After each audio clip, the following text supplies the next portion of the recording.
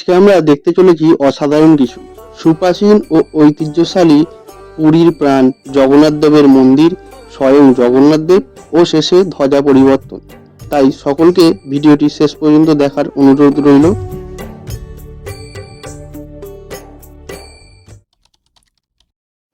জয় জগন্নাথ। আমরা এখন সকাল সকাল চলে এসেছি বিচের ধারে, একদম সমুদ্র সৈকতে। আজকেও দেখতে পাচ্ছি বেশ বড় বড় ঢেউ আছে, তোমাদের দেখাচ্ছি একটুখানি পরে। চয়নদা আজকে ফুল মুডে আছে।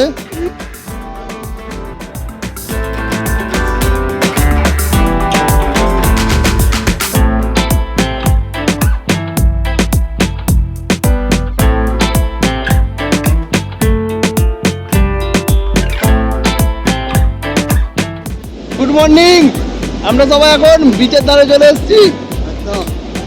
দেখতে পাচ্ছ ওখানে মিটে একদম সমুদ্রে নামার অপেক্ষাটা সহ্য করতে পারছে না, একদম নেমে পড়েছে।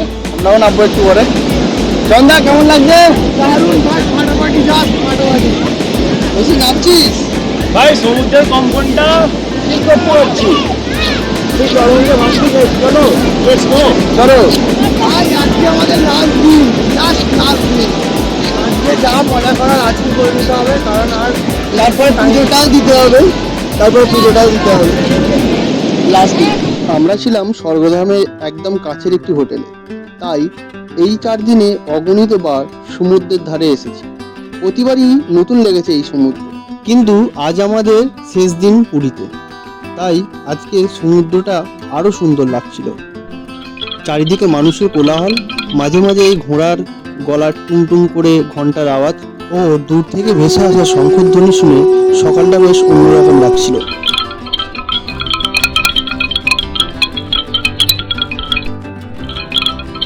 পুরী সমুদ্র সৈকত বা গোল্ডেন সৈকত হলো ভারতের ওড়িশা রাজ্যের পুরী শহরের একটি সমুদ্র সৈকত। এটি বঙ্গোপসাগরের তীরে অবস্থিত। হাওড়া স্টেশন থেকে প্রায় 500 কিলোমিটার দূরে অবস্থিত। আমরা সকাল সকাল বেরিয়ে পড়েছি পুরীর জগন্নাথ মন্দির দর্শনে। আজকে আমরা জগন্নাথকে দর্শন করব এবং তার পুজো দেব। সেই উপলক্ষে সবাই বেরিয়ে পড়েছি স্নান টান করে। সকালবেলা আজকে সেভাবে কিছু খাওয়া দাওয়া করিনি, শুকিয়েই আছি। সকালবেলায় স্বর্গদ্বারের বিচে স্নান করে তারপর ফ্রেশ হয়ে শুদ্ধ মনে আমরা মন্দিরের দিকে এগোচ্ছি আস্তে আস্তে, এক পা করে।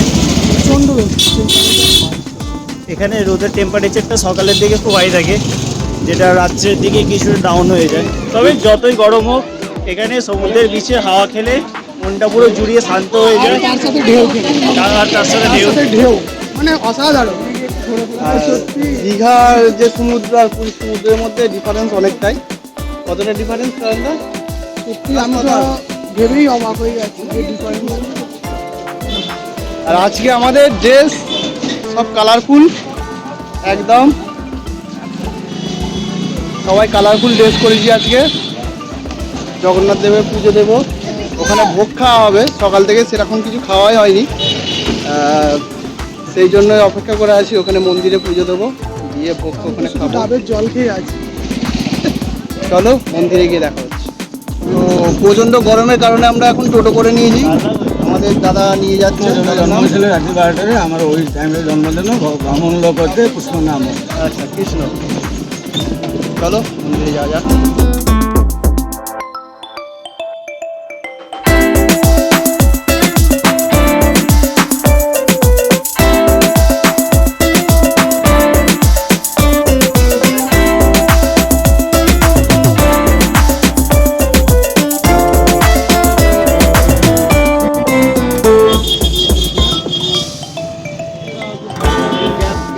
আমরা ফাইনালি পৌঁছে গেছি জগন্নাথ দেবের মন্দিরে। এই হচ্ছে মন্দির, দেখা যাচ্ছে আমাদের ঠিক পিছন দিকেই আছে। আর এখানে প্রচণ্ড রোদ, আমরা এখানে রোদে দাঁড়িয়ে যাচ্ছি, তাও ভালো লাগছে মন্দিরটা দেখতে পেয়ে। চলো।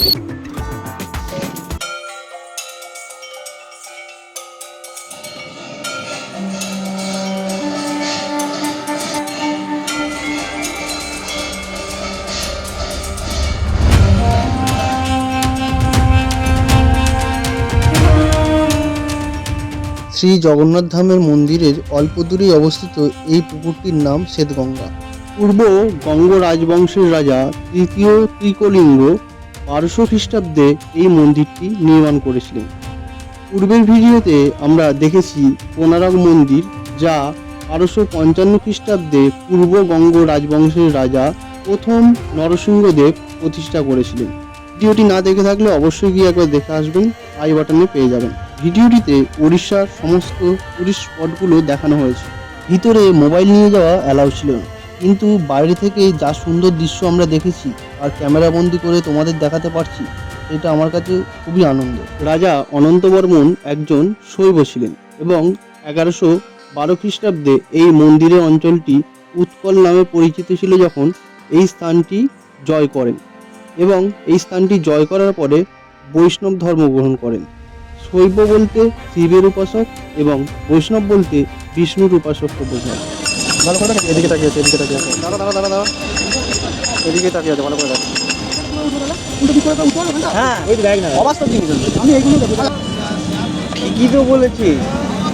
আমরা সকলে এই উপাসকদের ওঠানামার দৃশ্যটি দেখে সবাই চোখে ভালোভাবে বুঝতে পারছিলাম না যে কোন দিকে মুখ করে উঠছে, সামনের দিকে না পিছন দিক থেকে। তারপর ক্যামেরায় দেখে বোঝা গেল যে উপাসকগুলি আমাদের দিকে মুখ করেই মন্দিরে উঠছে এবং নামছে।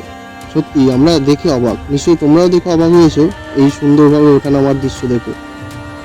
এই জগন্নাথ দেবের মন্দিরের প্রসাদ কথিত আছে কোনোদিনও কেউ অভুক্ত থাকে না, সকলেই এই প্রসাদ পায়। আমরা যখন প্রসাদের জন্য অপেক্ষা করছিলাম তখন আমাদের প্রচণ্ড খিদে পেয়ে গেছিলো, আর প্রসাদটা দেখে মনে হয়েছিল যে আমরা সকলে খেয়ে কম পড়ে যাবে, কিন্তু লাস্ট পর্যন্ত কম তো পড়লো না, উল্টে আমাদের সকলের চাপ হয়ে গেছিলো।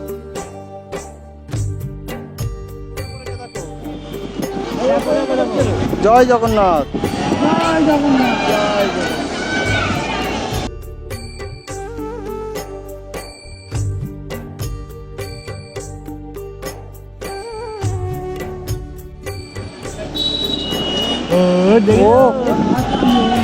জয় জগন্নাথ।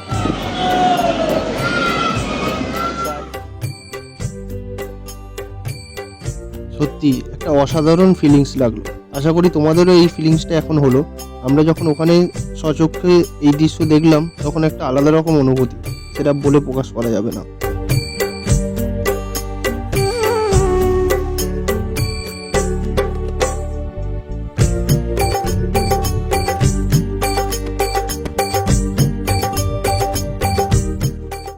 কথিত আছে এই ধ্বজা প্রত্যেক দিন পরিবর্তন করতে হয়, যদি কোনো কারণে একদিন পরিবর্তন না হয় তাহলে নাকি 12 বছর পর আবার পরিবর্তন করতে পারবে।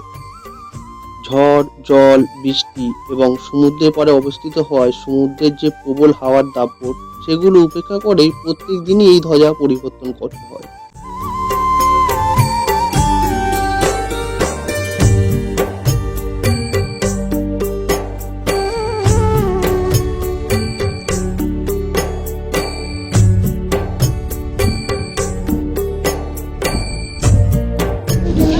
আজকে আমরা সারা দিনটা খুব সুন্দর কাটালাম জগন্নাথ দেবের মন্দিরে। আমার খুবই খারাপ, আমাদের গরমে অবস্থা খুব খারাপ হয়ে গেছে, আমি just পাচ্ছি না। ধ্বজা তোলা দেখলাম, খুব সুন্দর লাগলো। আর এবার আমরা রুমের দিকে রওনা দিচ্ছি। মন্দিরের একদম সামনের দিকে আছে, একটু সাইডে মন্দিরটা এই পিছনে দেখা যাচ্ছে, এই এখানটা করে।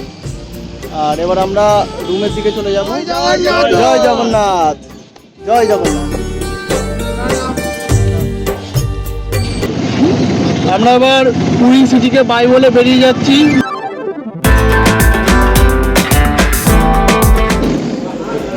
আমাদের পুরী যে ট্রিপ ছিল সেটা আজকে এখানেই শেষ হচ্ছে।